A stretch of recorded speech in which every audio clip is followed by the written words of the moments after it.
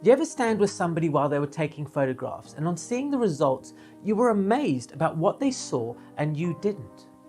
The more you look, the more you find, and we're going to explore how you will be able to unlock your potential to see the infinite possibilities for photographs that are all around you. How to be relaxed when looking at the world, and when you're relaxed, you take better photographs. Rather than seeing the world in one fixed way, you're going to break free of the constraints that have been holding your photography back. It's time to develop new ways of looking at what you see before you with increased perception, so the possibilities for you to photograph will explode. How's it? By the end of this video, you'll have unlocked the 7 steps to all those secret scenes you keep missing. We're all capable of creating a reasonably well exposed, competently average photograph, but who wants to be average? There are hundreds of thousands of words that have been spoken and written about seeing photographs. Very few of them, however, have been devoted to possibly the most important, actually vital aspect of the whole process of creating photographs, and that's the act of searching. Having the latest camera, the fanciest lens, reading the best books, none of it matters one iota if you're not actually there to take the photograph. Look at this image. It's a remarkable photograph, not just because of the simplicity or its mood or its composition, but also for what the photograph doesn't show. It doesn't show the photographer. Pete Turner was there at the scene, which is why he was able to create this photograph. Now, without you searching for photographs in the first place, no images can ever be created. You've no doubt been told at some point to seek out different and unusual subjects so your photography can be unique. But what exactly is different and unusual? It can be many things. It doesn't have to be a racing car bursting past in a blur or some other exotic subject. Everything can be different and unusual so long as it's photographed in a way that excites the viewer's eyes. The biggest trap you're going to fall into is going somewhere and looking only for specific things. You might end up at the beach and just search for driftwood. Jay Maisel said that the most dangerous thing a photographer can do is to go out with a picture already in their head. And what happens is, while you're thinking about what you want to photograph, you're missing out on what's going on around you. Next time you're out, simply take time to be in the moment and to search and seek out the wide possibilities presented to you. There is a fundamental difference between what we see and experience when taking a photograph and the photograph itself. The scene before us has sound, smells, the warmth of the sun, or the coolness of the mist. We've all created a photograph at some point which doesn't really match with the memory of our scene.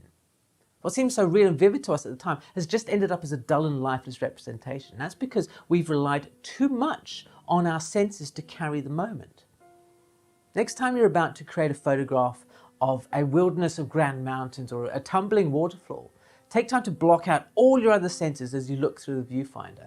Filter that scene until all you're left with is the visual elements. You can decide what to emphasize, what you can choose to include or exclude. Distill and isolate the parts within that viewfinder that are going to impart your photograph with the same feeling that you were experiencing at that exact moment. This is my favorite part of looking, the fragments of things around us. At the start of learning photography as a beginner, most of us are told to photograph a whole thing, the whole dog, the whole building. When you go through your own photography, you'll see that occasionally you photograph parts of things. Now, they're easy to photograph, but they can also be tricksy little things to see because of this well-intentioned advice that we were given from an early age. We need to break free from this shackle and force ourselves to ignore the whole things. And a good way to start this is to confine the way that you look things through your viewfinder only. Play the lens over the thing to be photographed and see what fragments worth photographing you can tease out of it. Once you become aware of these parts, it's easy to see them, and you'll find them absolutely everywhere. A scene that just recently offered you only a few options now has a multitude of variety within it. When photographs are just a fragment of something, they aren't just a literal representation of the scene. They invite many interpretations and they give your photography more depth. Of course, the opposite of the fragment is the whole. The whole is most closely resembling the way that we normally interpret the world. It's how we tend to make sense of the world, and when we place a subject as a whole, it both simplifies but also complicates the picture. Because you've now asked the supporting cast to stand in the wings while you focus on the main player, you don't have to worry about giving that cast any directions. You have but one subject to photograph, and it's that simple. But it's also that simplicity that is the complication, because there is nothing else to help carry that scene. That one subject must do all of the heavy lifting. It alone is the reason for the photograph, so it needs to be treated with more care and attention. You need to fall in love with that single piece of subject and make it stand out and sing and shine by itself. Everything is somewhere. Often, you can reveal more about your subject to the viewer of your photographs by showing them where that object is. Now, it's usually obvious, a sailboat in a harbour, for example, or a horse in a field. These contexts are expected, so they don't really excite us or force us to question the relationships within the scene. The boat is expected to be in the water, just as the horse is expected to be in the field. When the contexts are mixed up and changed, then we can start to delight and surprise the viewer.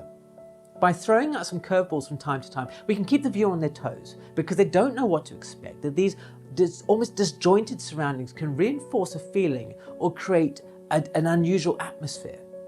The biggest hurdle for you to overcome when trying to create context is you now have a number of elements in this photograph that you need to keep juggling. The key to success is to have a clear idea about composition and to choose your viewpoint wisely. If you want to learn more about developing your visual skills as a photographer, I put together a playlist of some short tips which you can watch, which I know will help you. I'll link to it at the end of the video for you. If you want to create images that encourage the viewer to spend time on them, trying to find their meaning, then seek out these unusual relationships between objects. Adjust your framing, change your viewpoint. Use the visual abilities your camera has that you do not. Dwayne Michaels, Bill Brandt, they both did this to masterful effect. The camera can compress and it can exaggerate distance. Look for the combinations and you'll see the possibilities are endless. Almost anything can be paired with something: color, shape, size, and texture. Even working straight lines against curves. I've said the word viewpoint a few times now, and you're aware that you can photograph a subject from in front, above, below, from the side, and a multitude of other angles. But are you able to use the viewpoint to your advantage? Viewpoint performs two tasks. It can show the subject from a perspective that we rarely see it from, looking down on a landscape, for example, or you can use it to organize the relationships of the subjects within the scene. Take the time to explore and examine all of the angles. The easiest and most obvious way, of course, of doing this is to get off your own eye line.